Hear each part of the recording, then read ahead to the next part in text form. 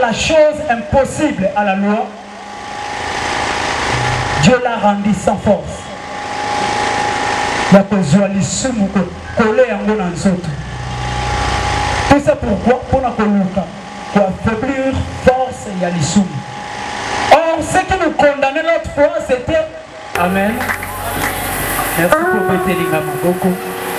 Dans le barango à chaque fois, bateau balingara football. Dans la raton, joueur ne va rater lui. Voilà. Parce que batindiki écoute. Mais joueur dans un bon. Mais façon au Pumoué, à son ganga. Oui! Donc cela veut dire que à son manifester joie mon corps et autres ceux qui est côté on vous a la sous le lingue on a dit. On a besoin au fait la moto baisse na yopé manako.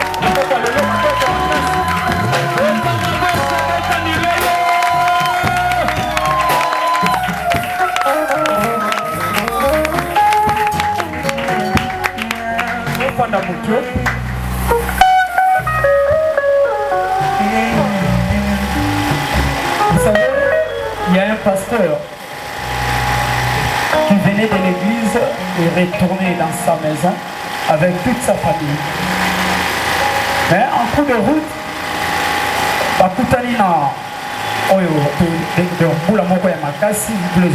tellement makasi que ce pasteur il est dans volant. Azo conduire, place moko bakomaki soki okomi awa pour arrêter avancer et puis subitement pasteur akomi ka na place yango amoni ndeko moko atelemi alongoli veste na ye azopupolwa boye azodisa bango alobi bolekate. Pasteur, moi si na ya disi alobi continuez pour arrêter parce que esika oyo yabisaki biso to arrêter te abandi ko continuer ti pasteur amoni kaka moyen te atelemi a bloqué la porte nyonso yabisi moi si na ye soki na zongi te ofongola porte te subitement moi ça yoki afandi. Et le pasteur a quitté Atala. Qu'est-ce qui ne va pas? Atala na sima, place où on va kende. Quand on va mettre na kolekela, quand on est bukanaki, mais tout le nyonso bandai kokende na vitesse et kota ki na kati ya libulu et batu nyonso akufaki. Et là on est dans le bawana. Le lot tozomona mwana na nzambe tozoteya liloba na nzambe ebele baza awa bazoyoka yango mais ils sont incapables ya kokende na babare wana mpona kobimisa baoyo bazowumela mpe komema bango na kati ya etonga. lelo tozovanda esika moko na bakuluna tozovanda na basheki mais toza incapable ya koteya bango parole de Dieu. Soki église ezokende na kokufa kaka les mêmes personnes au besoin de l'église, parce que les mêmes personnes au besoin de kotonga pour le baptême au monde, ce qui ngai nazala kakuna de l'église à la bomboti. Mais nous avons besoin de baptême. Bakoya côté les mapona pour arrêter batu bazinga lisusu na libuluté. Pour la koyebisa batu te danger zali. Bisika oyo zokende. Kotala karate elengi ya nzelo yozo mona na bilicho. Parce que après yango eza na liwa wana e kobetisa yo te na minute ata mosusu ozalaka ozoseka ozosepela ozumoloka kolia ozumama ya komela. Vous savez soki mbo ebimi makasi na service nyonso to tozalaka na bitika kopupola ezotuswa tosukola mais na kati ya lifelo mai ekozala te elamba ya kopupola ekozala te. Tout ça pourquoi? Parce que misala tosalaki na mokili eke kofuta biso wapi na enfer. Eza lisusu na motu moko il a beaucoup d'argent aux États-Unis. Il a tellement beaucoup d'argent à salara mosala ya drogue. Et le monsieur ndenge tozalaka awa na époque ya ex président mosusu bazalaka bana na bango nde babanda kobotela ndeko wana mpe azalaki na lolenge wana soki osali na ye cope aza capable abotola yo mbongo abotola yo nyonso partout okende kofunda ye azalaka kaka na raison partout okende kofunda ye azalaka kaka na raison mais finalement les gens posaient tant de questions. Pourquoi ce monsieur ata sali mabe bapesaki kaka raison? Un jour avocat na ye ayebisi ye alobi lelo nazo défendre yo parce que naza pene na yo, mais il peut arriver un jour naozali sous pene na yo te nakozala ta mosu incapable ya kodéfendre yo, apprendre ya kotambola na justice. Toutes les autres abisso et l'homme que c'est très important exact. Car la chose impossible à la loi, Dieu l'a rendue sans force. Il y a besoin de l'issue coller en bon ensemble. Tout ça pourquoi? Pour affaiblir force et l'issue. Or, ce qui nous condamnait l'autre fois, c'était la loi de nos coutumes, c'était la loi de l'environnement, c'était la loi du péché qui nous empêche de ne plus avancer, de ne plus vivre le meilleur qui est devant nous. Parmi nous, il y a des gens, oh, baza, n'a pas promesse, il y a un zambé, il a pas ça, il a pas un malam. Toutes les autres abisso, et là, on que c'est très important, exact. Car la chose impossible à la loi, Dieu l'a rendue sans force. Il y a besoin de l'issue coller en bon ensemble. Tout ça pourquoi? Pour affaiblir force et l'issue. Or, ce qui nous condamnait l'autre fois, c'était la loi de nos coutumes, c'était la loi de l'environnement, c'était la loi du péché qui nous empêche de ne plus avancer, de ne plus vivre le meilleur qui est devant nous. Parmi nous, il y a des gens, oh, baza, n'a pas promesse, il y a un zambé, il a pas ça, il a pas un malam. Mais, ce que baza mibali, on remarque que baza va courir des jupons. Basi et pas na bango, en tout cas, baratarate, to ba kokarate. Faiblesse na bango na yango wana. Or, ozobosa na kena sima ko sala loko moko ya bongo ya ko vivre na kolanda ka sexe. Oza ko reculer makambu nyonso na sima.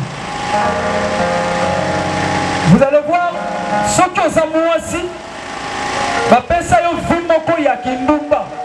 Mais ba kindumba obiso to bengaka kindumba moko pro. C'est-à-dire son ligne de oyo ozanaye mais problème moko ya moki osani otiki ye okie côté mosusu okangamina de koana.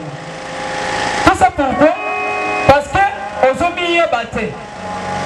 La Bible dit vous connaîtrez la vérité et la vérité vous rendra libre et non la vérité vous rendra esclave. Mais nous vivons dans l'esclavagisme, pourquoi?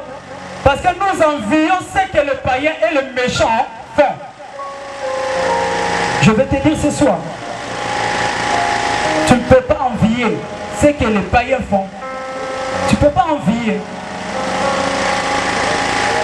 ce que les autres sont en train de faire ou ce que les autres sont en train de vivre. Tout ça pourquoi? Parce que Zambo akela ki yo ozala esclave te. Mais akela ki yo o dominer likolo ya makambu nyonso. Jésus a bakisi lisusu boye. Alobi, nul ne tiendra devant toi tant que tu vivras. Mais si on quitte na se, tu vas arrêter na ka parti wana. Na Josué chapitre 1 verset 5. Tu vas arrêter na ka parti wana. Mais bako ça na se, ça passe le bana Josué ni.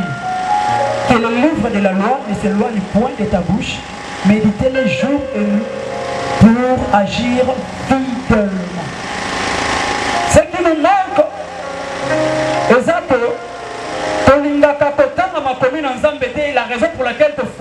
la diable porte ya rosali ya rokota na bomo na biso pour continuer ko dominer. Au commencement ça basala ki mutu te poete nyama dominer yeto satana dominer ye. Mais ce qui mutu a commis dominer c'est parce que il a donné l'accès au diable. L'accès au diable comment? En donnant le diable l'oreille. Il faut faire beaucoup plus d'attention. Notre oreille est une arme très puissante qui peut influencer même nos cœurs, même nos pensées, dans des bons comme dans des mal. La Bible dit la foi vient de ce que nous entendons. Bien-aimé, quelque chose que vous devez savoir, les amis, pourquoi je ne peux point commettre le péché. On a tout le temps dans 1 Jean, chapitre 5, verset 18. La Bible dit, ce qui est né de Dieu ne pêche point. Ce qui est né de Dieu, je dis bien né de Dieu, ne pêche point. Ce qui est né de Dieu ne pêche point. Sortani dans Jean, chapitre 1, verset 14, la Bible dit, pendant que même la maman en ensemble, et Seigneur ondima. Jésus-Christ comme Seigneur et Sauveur. Et ce qu'on termine dans Jean, chapitre 1, verset 14, la Bible le dit, la chair s'est fait, et plutôt la parole s'est fait chair. Et je te dis, tout ce que nous venons d'entendre, le premier jour, deuxième jour, pour l'attention, premièrement, il faut croire et puis s'aligner au maître et en bon misal. Vous savez, Anne passait des moments tellement compliqués qu'il ne pouvait pas avancer. Pourquoi? Parce qu'il y avait une chose. Pourquoi? Parce que vous allez libre, vous allez moine. Attends, vous avez besoin de moine. Moko assombele pilipili. Soka tali na gauche, atali na droite, amoni mutu azati. Soka bengi mwana muninga, soka boy, ameka gogola maman na teleli. Et un jour, on a prendre conscience. Le deuxième point, c'est prendre conscience. Il y a vu ozo mener l'élo. Pour sali, au piment. La condition de la situation aux années. Amen. Il faut prendre conscience. En atali de gauche à droite, atali kabine non. Ce qui n'a pas été moi la Pénina hôtel et Mélangaï. La seule moyenne, on a sali, na recourir, na temple, na buka mabolongo na nganase, on a koluka kosenga olo na zanango kosenga. Vous savez, et comme à un moment où on se dit tellement zambé ma casse. Vous allez sous peut-être dans le sous la besoin de sous soit théoté. Le Saint-Esprit lui-même commence à t'inspirer. Avec que le béla au macam. Et macam voilà sur aussi bien bien. Je te dis. Vous allez sous les mêmes métiers. On te va que tu l'as l'autre fois. Ou comme un sujet il y a essayé. Amen. La Genèse 1, 26 à 27. Créons l'homme, faisons l'homme à notre image. Et dans 27, l'homme a été créé à l'image de Dieu. Comment une image de Dieu peut être captif? Il y a des coutumes qui sont pakala.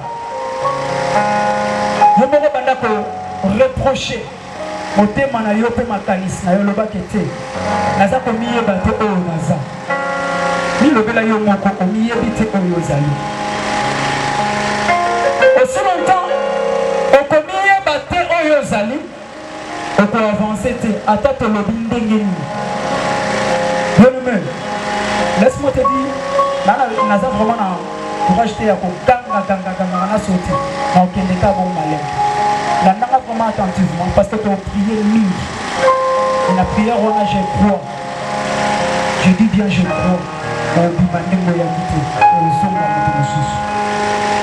Saul oyo abandaki kolanda bameme ya papa na ye oyo ebungaki ntango akutai na mosali na nzambe ayebisi abi quand l'esprit de Dieu te saisira, il changera une autre homme.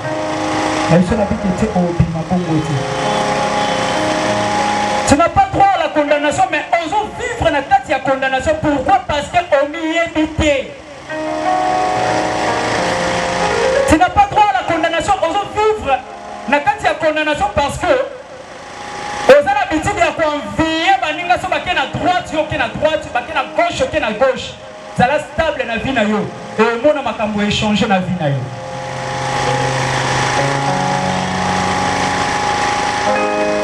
Tu n'as pas droit à la condamnation, mais besoin ignorer l'œuvre de la croix.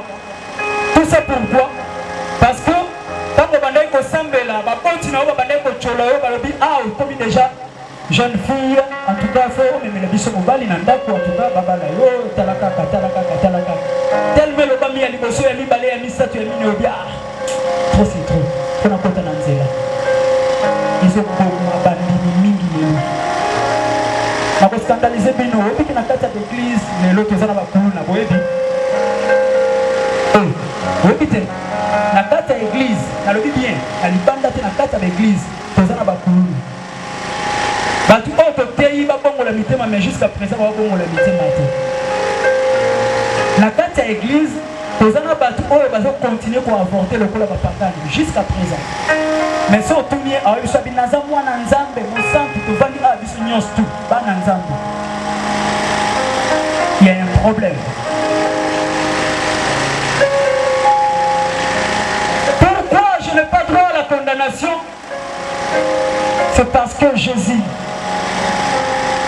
a détruit l'œuvre du diable qui t'accusait, qui l'autre fois, il va tirer aux hommes toujours si. Pourquoi je n'ai pas droit à la condamnation?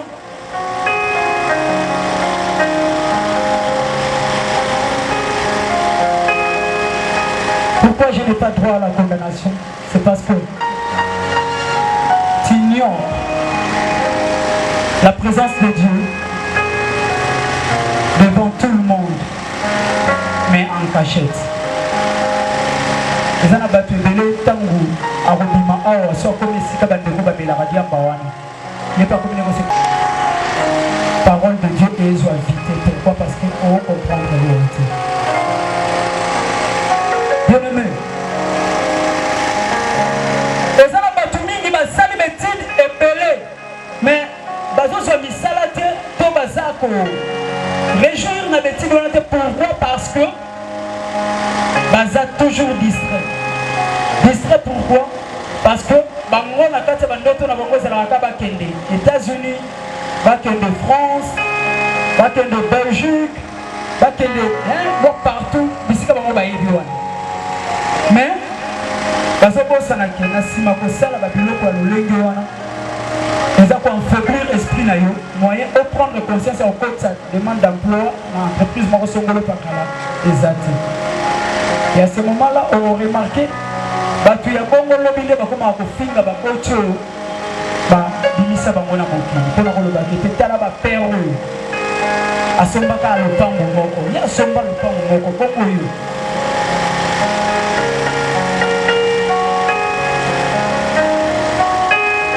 nzamba kela yo po oyo kotika batu te na mokili mais nzamba kela yo po yo za la source ya bénédiction pona batu ebele.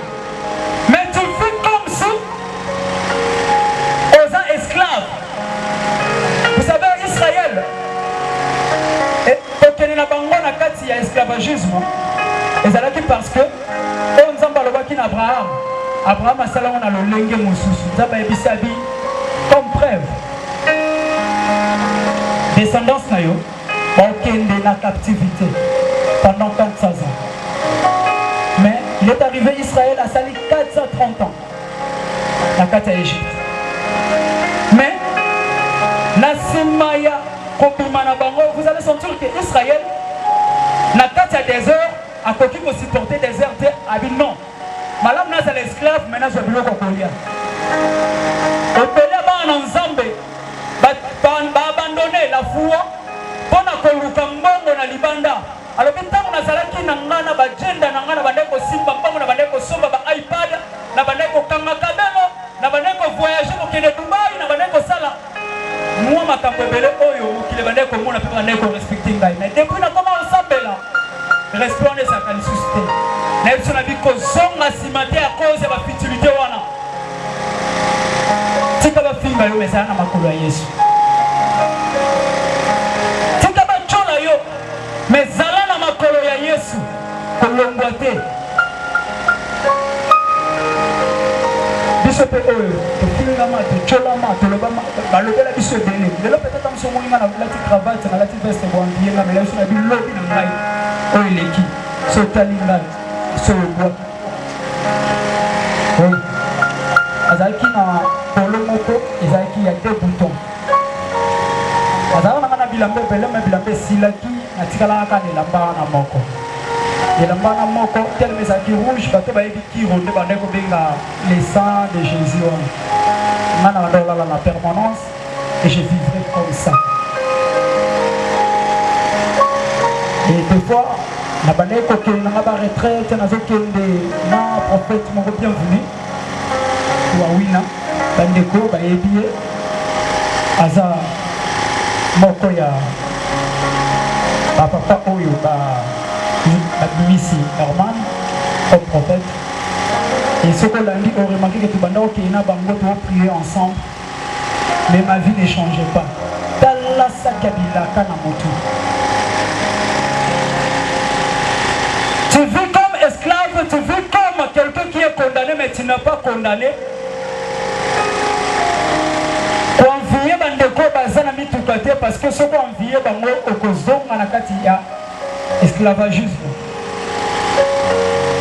Aussi longtemps on comprendre vitesse makambo ndenge kendele na biso na lobi okweya et puis surtout ka bandeko bazaki na bango même lignée ba koma déjà liboso le combination ni mo to le solo bito comme kitse kutimasi.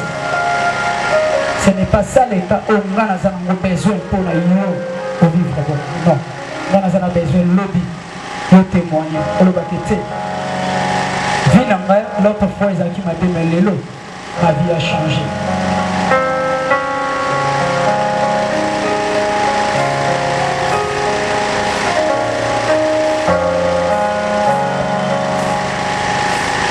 Pour ne pas être condamné, vous devez mourir et naître de nouveau.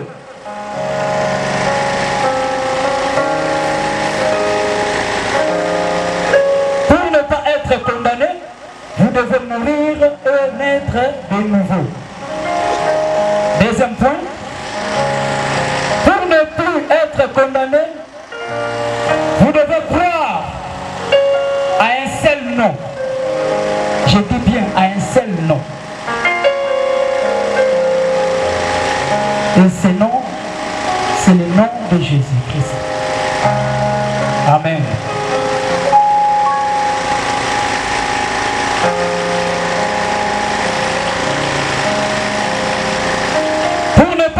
Condamné,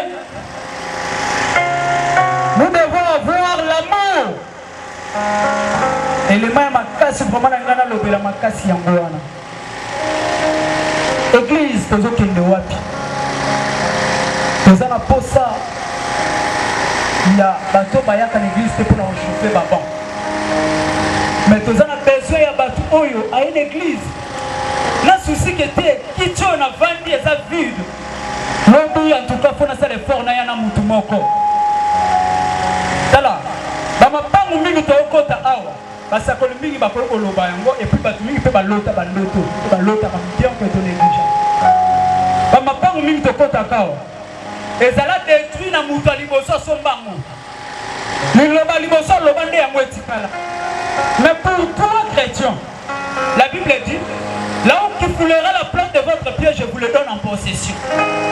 Nzambe po pesa yo esika wana fo yo comprendre réellement oyo Yesu azapo na bomo ina yo. Po nzambe pesa yo esika wana fo comprendre réellement la grandeur de Dieu par rapport à la grandeur ya bato mokili. Bien-aimé, Laisse-moi vous dire que Bolingo, ils ont affaiblir l'évangile de l'eau dans l'église. Dans la barre, tu as 1000 personnes, dans la barre moko, mais dans cette église, tu as 10 personnes, à des fois 5 personnes. C'est honté. Tu n'as pas droit à la condamnation.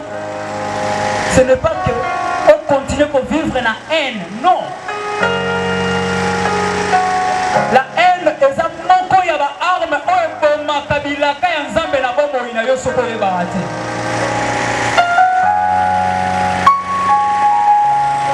Mboki so sobi le pangu na ye a préféré de bisayango. A préféré à sala bisala sala na ye po ete. Le pangu wana et continue toujours à demeurer pour la moussala ya Satan. Mais ce qui ne comment va sobi le pangu na ye étant que chrétien. Attends, tu n'as pas tout à l'heure que nous avons dédié le pango non. On a pas de problème. Il y a des problèmes entre eux soi. Ils ont eu musikate, ils ont eu kaka. Na bisika tout ce que nous avons vendre. Pourquoi? Parce que nous avons ignorant. Nous avons ignorant.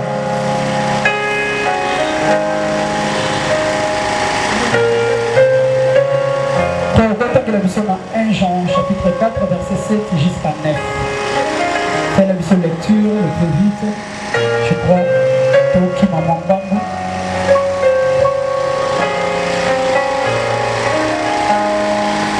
En sa lecture, la version anglaise et puis la version 8 secondes. 1 Jean chapitre 4 verset 7 jusqu'à 9. Je lis au nom de Jésus. Mes chers amis, aimons-nous les uns les autres, car l'amour vient de Dieu. Quiconque aime est enfant de Dieu et connaît Dieu. Celui qui n'aime pas ne connaît pas Dieu, car Dieu est amour. Voici comment Dieu a manifesté son amour pour nous. Il a envoyé son Fils unique dans le monde afin que nous ayons la vraie vie. Version Oran, c'est pour la langue par rapport à particulier. Afin que nous ayons la vraie vie en lui. Donc, on va lever la vraie vie, c'est-à-dire les appels à une mauvaise vie. La tique 5 secondes. Pendant qu'on réfléchit à la vie, autant de la lolengeni. Pendant qu'on réfléchit à la vie, autant de la lolengeni. La tique 5 secondes. Pendant qu'on réfléchit autant de la lolengeni. Et à ce moment-là, on doit comprendre. Pour vivre le beau comme Zambo, il faut vivre.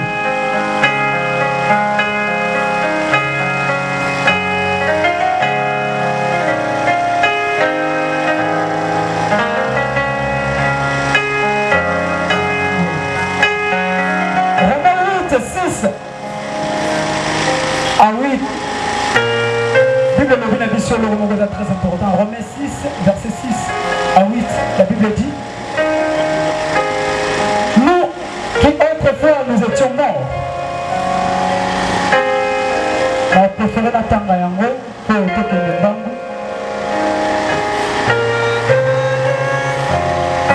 Je lis au nom de Jésus. Sachant bien que ceci, l'être humain que nous étions auparavant a été mis à mort avec le Christ sur la croix. Et c'est même là où il y a baïté. Bon, il y a un cas là où il y a un vivre liboso en désordre. Et bien que vivre liboso na kindumba.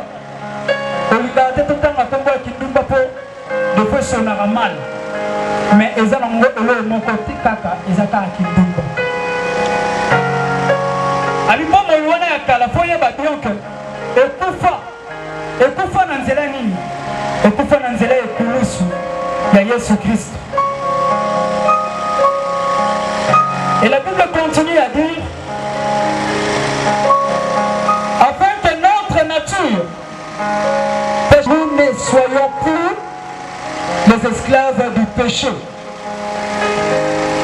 Il y a le péché réducteur. C'est-à-dire, vous moko, papa va vivre dans le kala ya kindumba, et bandi na likolo, pe bandi ko kita, tina bana ya basi. Ce baota la bino baolo babino, mon bateau va vivre vraiment des. Bateau vraiment bateau va vivre vraiment le lengeni. Laisse-moi vous dire que c'est aujourd'hui, il faut comprendre. On doit appartenir à papa wana te pourquoi parce que Yesu asomba na makila na ye.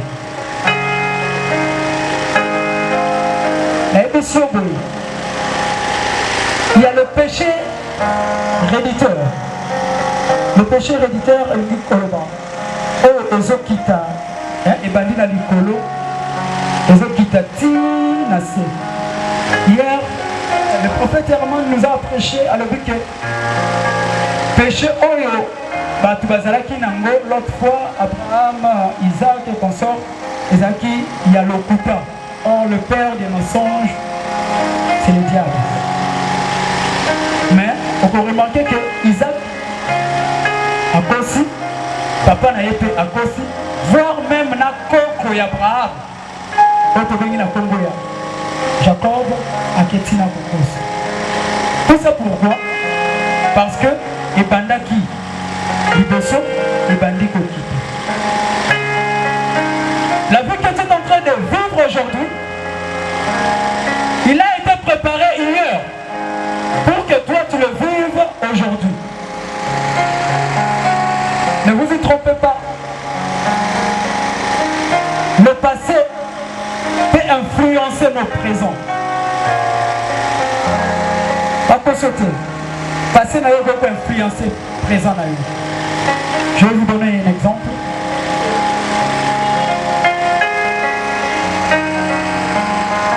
Olongolisi mwana batu bazeli elongwe. Par après, ok kobala mwasi mususu. Na sima kobala mwasi wana ekomi obota moyen obota ezate. Oluki ba moyen nyonso yeyate. Mais tant que ça la rétroflexion à vie na yo ko découvrir que na boma bana o bazalaka yanga l'autre fois. Et aujourd'hui on a revivre les on a ça la tu la passé. Tu dois repasser et tu dois réparer ton passé aujourd'hui. Tu dois réparer ton passé aujourd'hui pour vivre bien ton futur.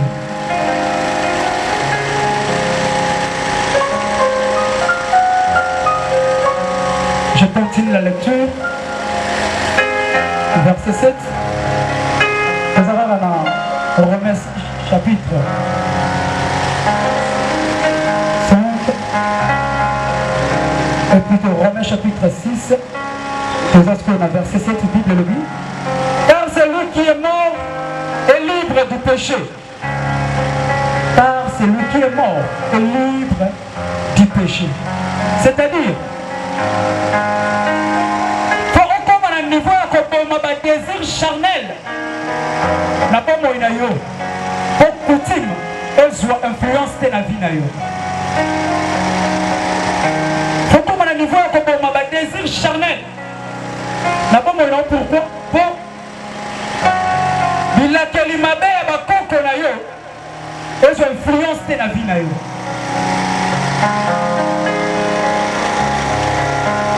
aussi longtemps on peut détruire le désir charnel, moyen peut combattre mon boulot bien et zalaté.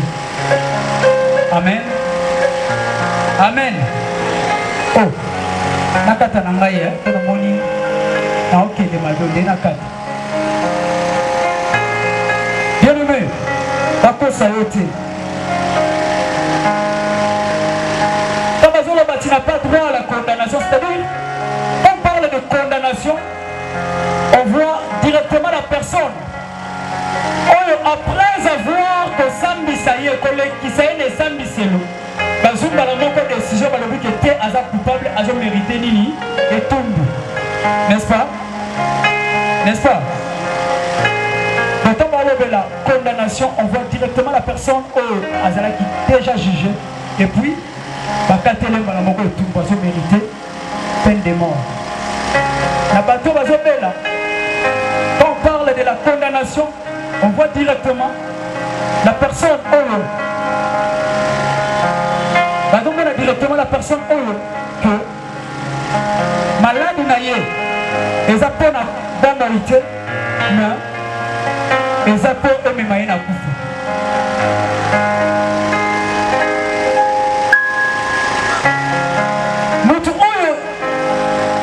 Après avoir que reconnaître directement que Christ m'a rendu libre, à qui jamais que vivre la vie à péché. Pourquoi?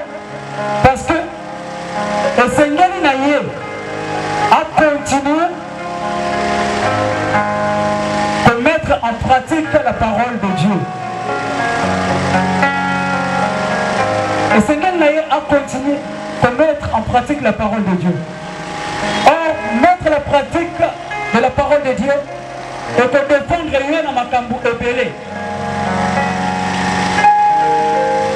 De mettre en pratique la parole de Dieu et de défendre dans ma cambo ébélé. Et ça n'a pas tout mingi. Papa a bâti à teka libala naye, à teka vinaye. Pourquoi? Parce que papa luka ko régner. Aboya règne à bananaye. C'est ce que vous êtes en train de vivre aujourd'hui.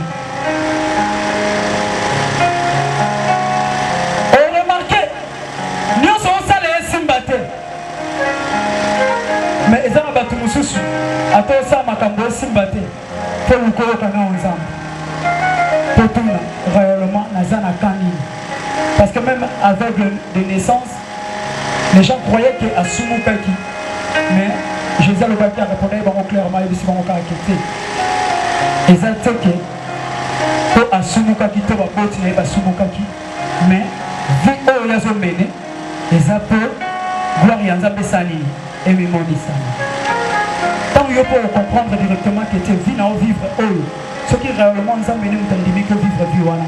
Tant que vous comprendre directement que non, ce que je suis en train de vivre, ce n'est pas mon père ni ma mère, mais c'est Dieu qui veut que la vivre est en moi. Et ce que ça réellement nous a mené à dire que vivre est en moi, c'est là toujours dans ma colonie. Parce que demain, ils en ont. Makambwa malamba surprise moko agréable aux apôtres.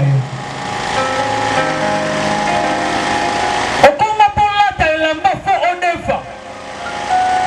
Pose montre fo onefa. Laisse-moi te dire. Okoma malicieux sur un système où on a te. Yobo okoma kodef, parce que la Bible dit. Beaucoup de fils, mais beaucoup de châteaux.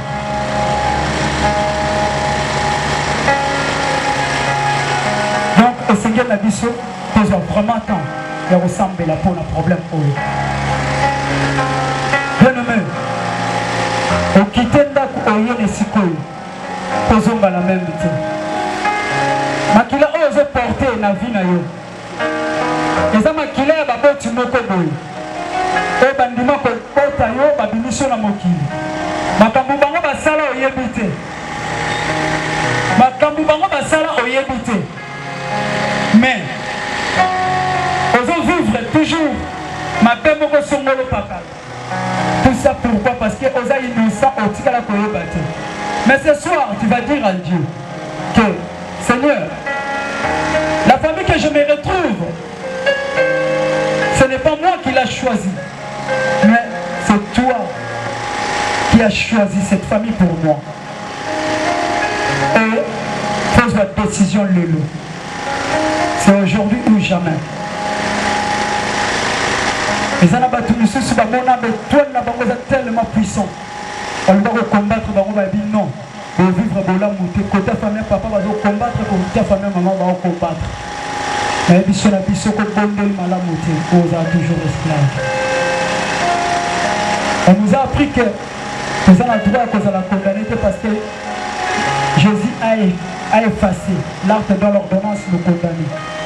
Malheureusement, ce diable a acquis l'autre fois. Jésus a déchiré qui déjà actuellement. Avec plus de questions, les Cambouis peuvent se répéter les sous. Mais ceux qui n'ont vu les Cambouis, ils vont continuer à se répéter. Examine bien ta vie. On veut vivre de l'ennemi. On veut vivre de l'ennemi. Lèvons-nous, nous allons prier. Car la chose impossible à la loi, Dieu l'a rendu sans force. Il y a besoin de l'issue coller en bon autres.